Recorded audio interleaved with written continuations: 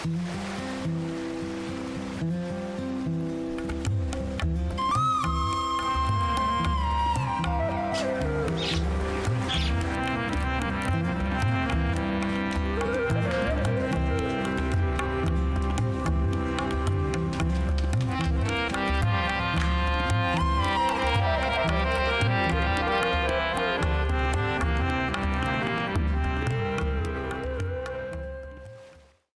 खुदावंद, मैंने तुझसे फरियाद की,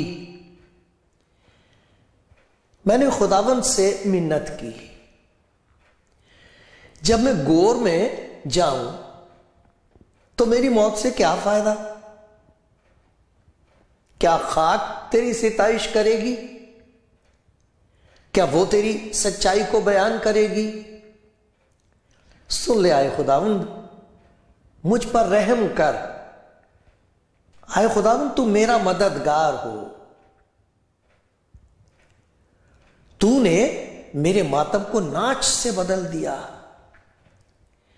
तूने मेरा टाट उतार डाला और मुझे खुशी से कमर बस्ता किया, ताकि मेरी रूह तेरी मदा सराई करे और चुप न रहे।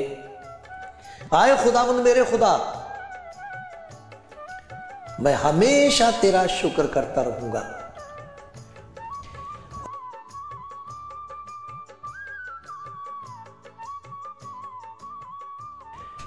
आप कलाम जिंदगी प्रोग्राम देख रहे हैं। हो सकता है आप काफी देर से देख रहे हैं, और शायद यह भी हो सकता है कि आज पहली दफा अचानक यह प्रोग्राम आप देख रहे हैं। आपने देखना कुछ और था, कुछ और ढूंढ रहे थे, अचानक ये प्रोग्राम निकल आया, आप देख रहे हैं। मैं खुदा का शुक्र करता हूं, क्योंकि मुझे ये मालूम है कि आप कुछ ऐसी बात देखेंगे और सुनेंगे कि आप कहेंगे इसकी तो मुझे जरूरत है, क्योंकि यहां एक दुआ का जिक्र है जो सुनी गई है। न जाने आप किस बात के लिए दुआ कर रहे हैं, और आपकी जिंदगी में उसकी जरूरत है। मैं आपको यकीन दिलाता हूं, वो दुआ का सुनने वाला और जवाब देने वाला खुदा है। आपकी जिंदगी में ऐसा काम हो जाएगा कि जो देखने वाले देखेंगे और खुदा की बड़ाई करेंगे।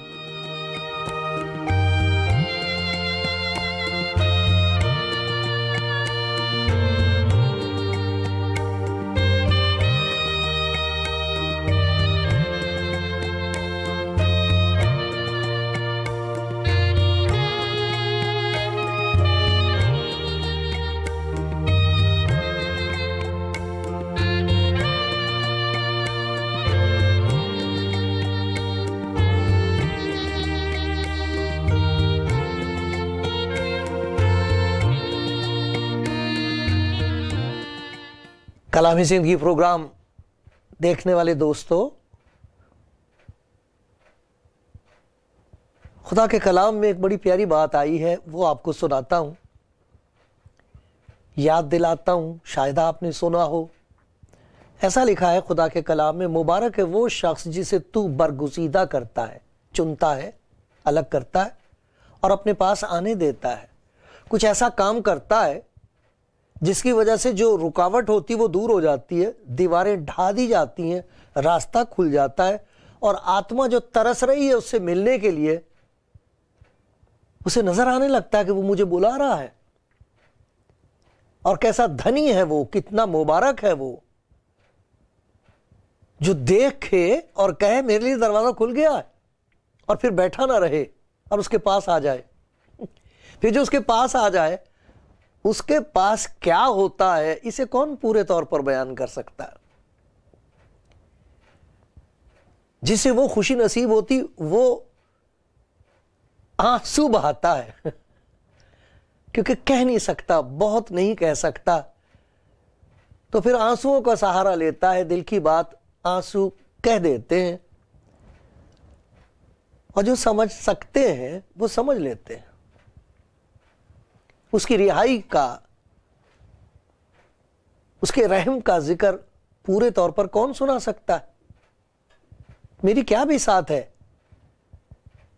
कुछ भी नहीं।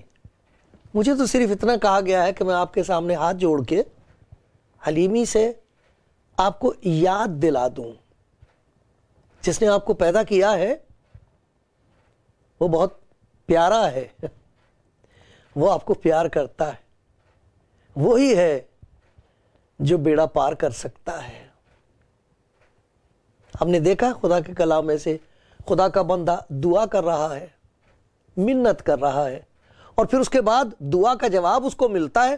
तो देखो कैसी प्यारी बात कहता है, तूने मेरा टाट उतार डाला तूने मेरा टाट उतार डाला, तूने मेरे मातम को नाच से बदल दिया। तूने मेरे मातम को, रोना पीटना था, बेचैनी थी, नाउमीदी थी, अंधेरा था, तूने मेरे मातम को नाच से बदल दिया। खुशी मनाई जा रही है अब। कैसे? तूने मेरा टाट उतार डाला और खुशी से कमर बस्ता किया। टाट कुछ भी नहीं था, टाट ओढ़ रखा था, अब खुशी उड़ा दी।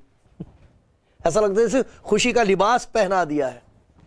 फटे पुराने गंदे घिनौने बदबूदार कपड़े उतार के फेंक दिए और जैसे अपने प्यार से निला दिया और एक नए किस्म का लिबास, नया कपड़ा पहना दिया, जिसे देखते के साथ ही ऐसा लगता है जैसे खुशी के खजाने, आसमान खुल गया है, खुशी के खजाने जैसे लुटाए जा रहे हैं। खुशी में जैसे पैसे फेंकते, ऐसे खुदा ने खुशी के खजाने लुटाए। ये आपके साथ होगा। वो बुलाता है, मुबारक है वो जिसे तू बरगुजीदा करता और अपने पास आने देता है। हम नहीं जा सकते उसके पास, नहीं पहुंच सकता इंसान, ना इंसान का सोच पहुंच सकता वहां तक, और ना इंसान पहुंच सकता है वहां तक, तो इंसान का ख्याल भी नहीं पहुंच सकता। लेकिन खुशी की बात यह कि वो इंसान के पास आता है, वो पहुंचा है कलाम के वसीले से। वही कलाम है जो जिस्म में जाहिर हुआ है, उसका नाम यीशु है। उसने कहा है मेरे पास आओ, मेरे पास आओ, आकर तो देखो, जान का आराम मिलेगा, तुम्हारी जान में जान आएगी। मैं एक ऐसा काम कर दूंगा जो खुदा की मोहब्बत के सिवा और किसी और तरह नहीं हो सकता। इंसान को खुदा की मोहब्बत की जरूरत है। आखिर यही कहता इंसान, मुझ पर रहम कर। सब कुछ करने के बाद यह कहता मुझ पर रहम कर। उसे मालूम है अगर रहम न किया तो रिहाई नहीं होगी। यह उसकी मोहब्बत की बात है, उसका प्यार है, उसकी शफकत है, जो हम बच सकते, वरना बच नहीं सकता इंसान। वो पास आके कहता मेरे पास आओ। प्यारे भाई प्यारी बहन, किसी को ऐसा लगेगा यह सुनने के बाद, आपको उसकी हुजूरी महसूस होगी, आपके अंदर कुछ होने लगेगा यह सुन के। इसलिए नहीं कि मेरे अंदर कोई तासीर है, मैंने हमेशा कहा है मैं तो खाक से भी खाक हूं, मेरे पल्ले कुछ नहीं है, मेरा इतना काम दिया खुदा ने मुझे कि मैं आपको याद दिलाऊं, वो आपको प्यार करता है। अगर आप उसके प्यार की आवाज सुनो तो दिल सख्त ना करना, लेकिन अगर आज उसकी आवाज सुनो तो अपने दिल को सख्त ना करो। सख्त दिली की वजह से हमारा सभी कुछ सत्यानाश हुआ है। लेकिन जो नम्र कर दिया जाता है, जो हलीम हो जाता है और उसे कहता मुझे जरूरत है तेरी, वो तर जाएगा, उसे वो पार निकाल देगा, उसे एक नई जिंदगी दे देगा। जिंदगी का एक नया सफर शुरू होता है, एक नयापन होता है, उसमें सभी कुछ नया होता है। और मेरे प्यारे भाई मेरी प्यारी बहन, मैं आपके हुजूर मिन्नत ही कर सकता हूं। वो आपको पास बुलाएगा, आप कहेगा मेरी बेटी मेरे पास आ। आप कहोगे मैंने तो सब जगह जाके देख लिया, सब कुछ करके देख लिया, आप वो कहेगा मेरे पास आ, देख मैं तेरे लिए क्या करूंगा। मुबारक है वो जिसे तू बरगुजीदा करता और अपने पास आने देता है। वो बहुत खुशकिस्मत है जो सुन रहा है आज। अगर वो आप हैं तो खुदा का शुक्र करें कि आपको उसकी आवाज सुनाई दे रही है। बहुत प्यार करता वो आपको। मुश्किल की बात यह है कि जब इंजील सुनाई जाती है, उसकी खुशखबरी सुनाई जाती है, तो लोग ये कहते हैं ऐसा ख्याल दिल में पैदा होता है, नहीं नहीं मेरे लिए नहीं कुछ हो सकता, मैं तो गुनाहगार हूं, मैंने गुनाह किया है। कुछ ऐसे होते हैं जो इस कदर गुनाह के गंदी बातों के नशे में हैं, उनकी आंख नहीं खुलती, वो तो बिल्कुल उसी में मस्त हैं। वो सोचते हैं कि ये जो कुछ मिल सकता था वो हमें यहीं जिंदगी में मिल गया है, इसी दुनिया में हमें सब कुछ मिल गया है। और उनको ये याद नहीं रहता कि जो कुछ उनको मिल गया है वो उनको मिटा रहा है। वही चीज जिसे वो खुशी कहते हैं वही उन्हें खाक में मिलाएगी। जिसे वो अपना माल कहते हैं वही माल है जो उन्हें मौत के घाट उतार देगा। क्योंकि जिन चीजों को देख देख कर और खुश होते हुए तो बदलती जाती हैं, साथ छोड़ना शुरू कर देती हैं। और फिर जब उन सबको छोड़ना पड़ता है फिर दिखाई देता मेरे पल्ले कुछ नहीं, अब कहां जाऊंगा मैं, ये सब कुछ मैंने बटोरा, इसको मैं लेके नहीं जा सकता। दम नहीं निकलता, कई कई दिन दम नहीं निकलता। लेकिन खुदा का शुक्र हो जिन्हें वो अपने पास बुलाता है, उनके पल्ले में वो क्या डाल देता है वो है देखने वाली चीज। उसे देखने के लिए आसमानी नजर चाहिए, रूहानी नजर चाहिए। लेकिन अगर आज वो आपको बुलाएगा, मेरे भाई मेरी बहन याद रखना, कोई ऐसा काम आपकी जिंदगी में आज कर देगा जब आप सुन रहे हैं कि आप कहेंगे मुझे पहले किसी ने क्यों ना बताया, या यूं कहेंगे कि पहले मेरी आंख क्यों ना खुली। ये ना सोचना, ये ना कहना, ये कहना खुदावंद तेरा शुक्र हो आज मुझे तेरा दीदार नसीब हुआ है, आज मुझे नजर आ गया मेरा प्यार करने वाला, मुझे बचाने वाला। आज का दिन मुबारक दिन है, इसीलिए कि अगर आज उसकी आवाज सुनो, अपना दिल सख्त न करना। देखो मैं आपको सुनाता हूं, खुदावंद पास बुलाता है, कैसे कैसे लोग उसके पास आ जाते हैं। मैं खुदा के कलाम में से आपको पढ़ के सुनाऊंगा, लूका की इंजील और उसका 13वां बाब है, और 10 आयत से पढ़ूंगा मैं 17 आयत तक। मैं हमेशा आपको याद दिलाया करता हूं, अगर आप इंजील चाहें तो जो फोन नंबर आता है उस पर आप फोन कर देना, ईमेल होती, ईमेल में कह देना, लिख देना मुझे, और मैं आपको इंजील भेज दूंगा, जिस जुबान में कहेंगे भेज दूंगा। और वो आपकी होगी, खुदा के प्यार की तरफ से होगी, खुदा की तरफ से होगी आपके लिए। और ये ना सोचना उसकी क्या कीमत देंगे, इसके बारे में ना सोचना, ये भी ना डरना कि उसके बाद आपको कोई फ़ोन करेगा, नहीं। आपकी मेहरबानी होगी अगर आप बता देंगे मिल गया, कलाम मिल गया, तो आप, मैं शुक्रगुजार हूँगा। या अगर आप चाहें फ़ोन करें तो हम मिलकर दुआ कर सकते हैं, खुदा से इकट्ठे दुआ कर लेंगे, भाई बहन मिलकर, भाई भाई मिलकर। आप मेरे लिए दुआ करना, मैं आपके लिए दुआ करूँगा। वो सुनेगा, वो सुनेगा। उसने कहा मेरा नाम लेकर जो कुछ मुझसे चाहोगे मैं वो करूँगा। तो देखो जब वो पास बुलाता तो आ जाना चाहिए। वो सबत के दिन किसी इबादत खाने में तालीम देता था। देखो एक औरत थी जिसको 18 बरस से किसी बदरू के बायस कमजोरी थी, वो कुबड़ी हो गई थी और किसी तरह सीधी ना हो सकती थी। यीशु ने उसे देखकर पास बुलाया और उससे कहा, आए औरत, तू अपनी कमजोरी से छूट गई। छूट गई, तुझे नहीं दिखाई दे रहा, मुझे दिखाई दे रहा, मैंने क्या कर दिया। बहुत दफा ऐसा ही होता है, जब आप पास आएंगे वो कुछ कर देगा, आपको उस वक्त नजर नहीं आएगा, आपको पता नहीं लगेगा उसने क्या कर दिया। बाद में कहेंगे ये क्या हो गया। आए औरत, तू अपनी कमजोरी से छूट गई। और उसने उस पर हाथ रखे, उसी दम वो सीधी हो गई और खुदा की तमजीद करने लगी। इबादत खाने का सरदार इसलिए कि यीशु ने सबत के दिन शिफा बख्शी, खफा होकर लोगों से कहने लगा, नाराज हो गया, बहुत नाराज हुआ, लोगों को झिड़क रहा है। 6 दिन हैं जिनमें काम करना चाहिए, पसूनी में आकर शिफा पाओ, ना कि सबत के दिन।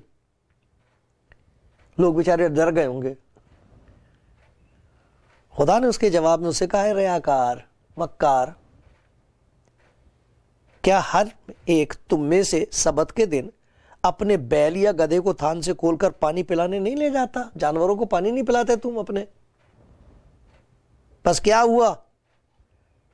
क्या वाजिब ना था कि ये जो इब्राहिम की बेटी है, जिसको शैतान ने 18 बरस से बांध रखा था, सबत के दिन इस बंध से छुड़ाई जाती? जब उसने ये बातें कही तो उसके सब मुखालिफ शर्मिंदा हुए और सारी भीड़ उन आलीशान कामों से जो उससे हुए थे खुश हुई। खुदावंद ने ऐसा काम किया कि 2 हिस्सों में तकसीम हो गए। वो कुछ ऐसे हैं जिन्हें कुछ दिखाई नहीं दे रहा कि कितना बड़ा काम हो गया है। वो अपने रीत रस्म लेके बैठे हुए हैं, उन्हें दिखाई नहीं दे रहा कि कितना बड़ा काम हुआ है। कुछ दूसरे लोग हैं जो खुशी के मारे समाई नहीं जा रही खुशी, उनको समझ में नहीं आ रहा ये तो लोगों की खुशी है, उस औरत की खुशी का क्या हाल होगा। लेकिन देखो बात यह हुई है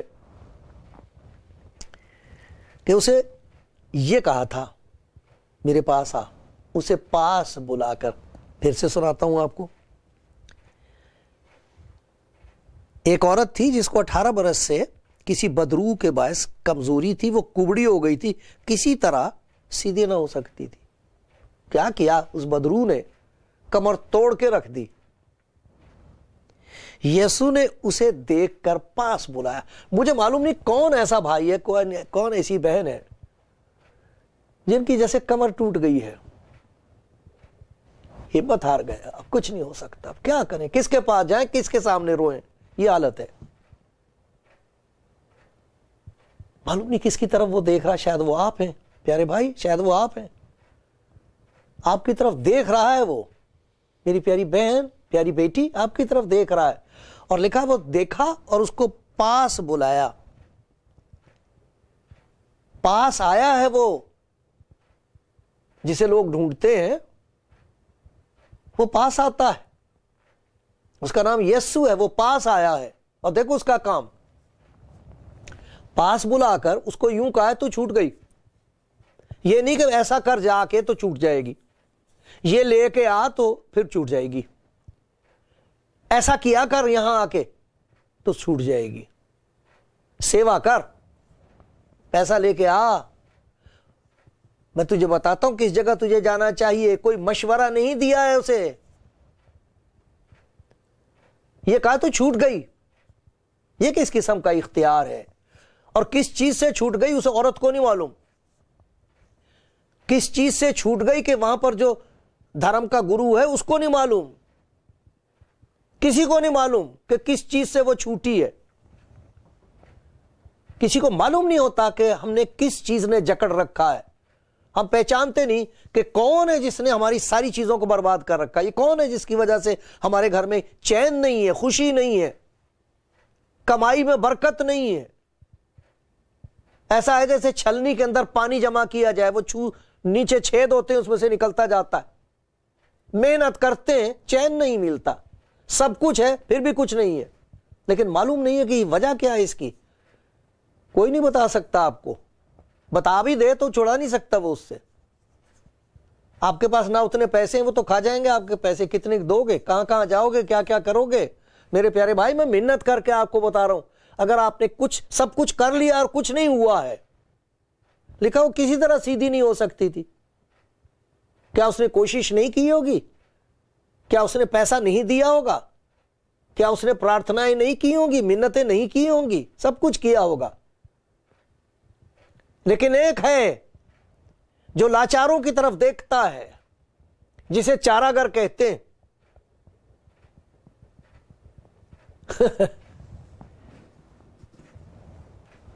लोग कहते हैं कोई तो चारागर हो, और फिर मसीहा का नाम लेते हैं कि मसीहा हो तो चारागर हो। वही चारागरी करता है और कोई नहीं चारागरी कर सकता। मरम्मत तो कर देंगे, मशवरा तो देंगे, लेकिन यह मोजज़ा कोई नहीं कर सकता। तो छूट गई। और फिर उसके बाद उसे छुआ, उस पर हाथ रख दिया और कहा तू मेरी है। तू किसी और की रही है अब तक।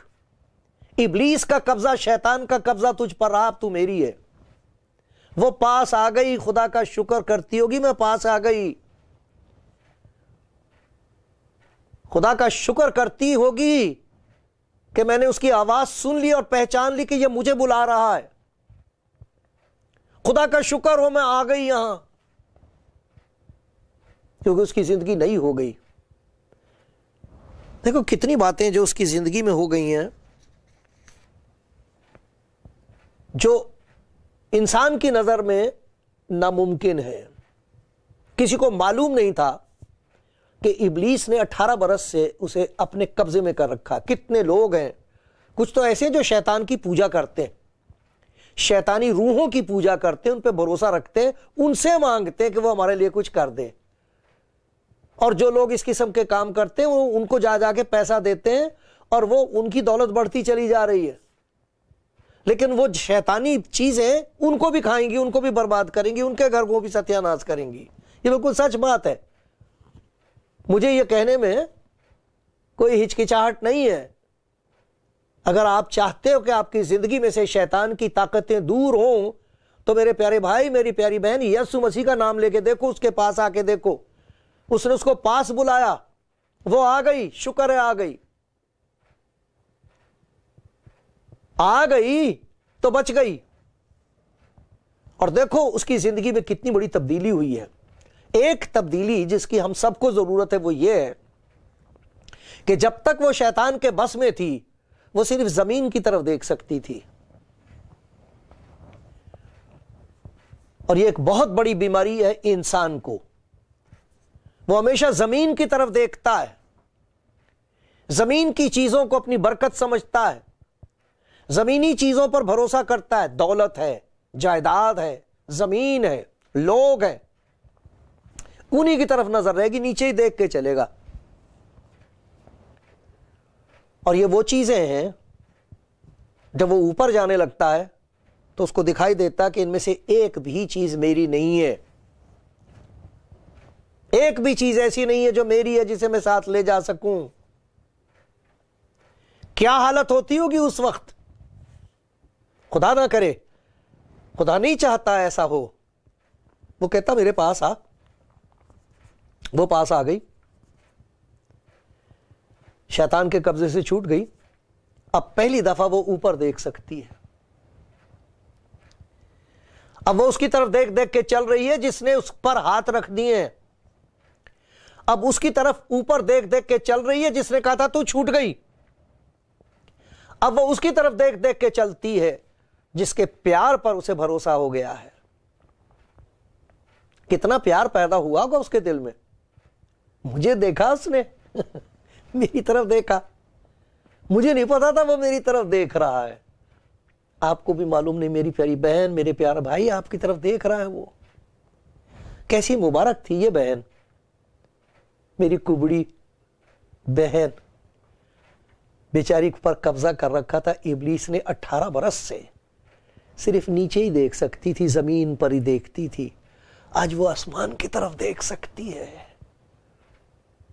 आज वो उसकी तरफ देख सकती है जो आसमान से आया है उसके लिए।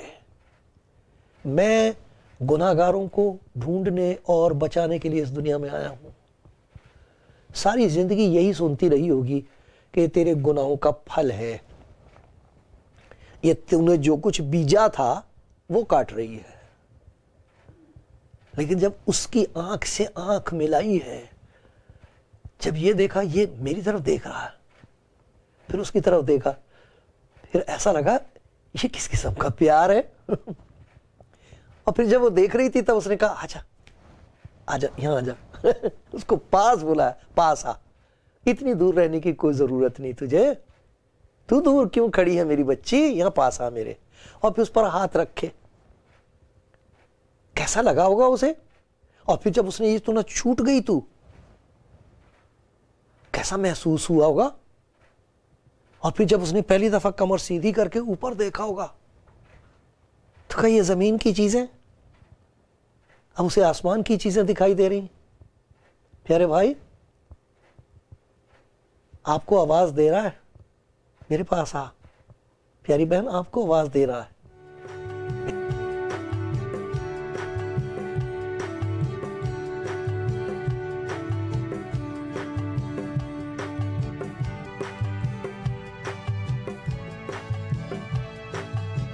आप कलाम जिंदगी प्रोग्राम देख रहे हैं। इससे पहले कि ये प्रोग्राम शुरू हो, यही दुआ की जाती क्या है, खुदावंद जो देख रहा है उसे कुछ दिखाना। देखने की चीज ये है कि उसने अपना हाथ बढ़ाया हुआ है और आवाज दे के कहता मेरे पास आ। तू थक गया, तू घबरा गई, तू नाउम्मीद हो गया, तेरी कोई नहीं सुनता, कोई तेरे पास नहीं आता, मेरे पास आ मेरे, मैं तेरे पास आया हूं, तेरे लिए आया हूं। मेरा नाम यीशु है, छुड़ाने वाला, बचाने वाला। मैं गुनाहगारों को ढूंढने और नजात देने के लिए आया हूं। मेरी बच्ची, मेरे बच्चे, मेरे पास तेरे लिए वो खजाना है जो खरीदा नहीं जा सकता और कभी खत्म नहीं होता। आ मेरे पास। कितने लोग हैं जिनको शैतानी ताकतों ने घेरा हुआ है, वो जानते नहीं कि क्या करें। अगर आप चाहें आप फोन करना, मैं आपको बताऊंगा कि किस तरीके से आप उसके नजदीक आ जाएंगे और वो छू देगा और छुटकारा हो जाएगा। मैं नहीं कुछ कर सकता, मैं तो चपड़ासी हूं, लेकिन अगर कोई ऐसा है जरूर उसको कहना है खुदावंद यीशु, ये दुआ कर सकते हो, खुदावंद यीशु मुझे भी इस बात का ख्याल है कि मैं गुनाहगार हूं, मैंने पाप किए हैं, मैं हूं पापी, तू मुझे माफ कर दे। मुझे शैतान ने अपने बस में जकड़ा हुआ है। देख मेरी जबान शैतान के हाथ में है, कैसी कैसी बातें मेरी जबान से निकलती हैं। मेरी आंखें शैतान के बस में, कैसी कैसी गंदी बातें मुझे देखने में अच्छा लगता है। देख मेरे कदम शैतान के बस में, मैं उन रास्तों पर चल रही हूं, उन रास्तों की तरफ जा रहा हूं जो मौत की तरफ है। मेरा घर बर्बाद हो रहा है, मेरे बच्चे बर्बाद हो रहे हैं, मुझ पर रहम कर। तो वो कहेगा मेरे बच्चे, मेरी बच्ची, मैं तेरे लिए आया हूं, मेरे पास आ। वो छुएगा आपको, छुटकारा हो जाएगा, फिर आपकी नजर बदल जाएगी। जो जमीन की तरफ रहती थी, यही है सब कुछ, इसी के लिए मरे जा रहे हैं, ऐसा छुटकारा मिलेगा। फिर आपकी आंखें खुल के उसकी तरफ देखने लगेंगी और कहेंगे आए खुदा, तेरे हाथ में मेरे लिए इतनी बरकतें, ये सारा प्यार और ये प्यार की दौलत और ये खजाने और ये खुशियां मेरे लिए हैं। वो कह रहा मेरे पास आ। फिर दुनिया वाले देखेंगे कि तेरे पास अब क्या है, आ जाओ उसके पास।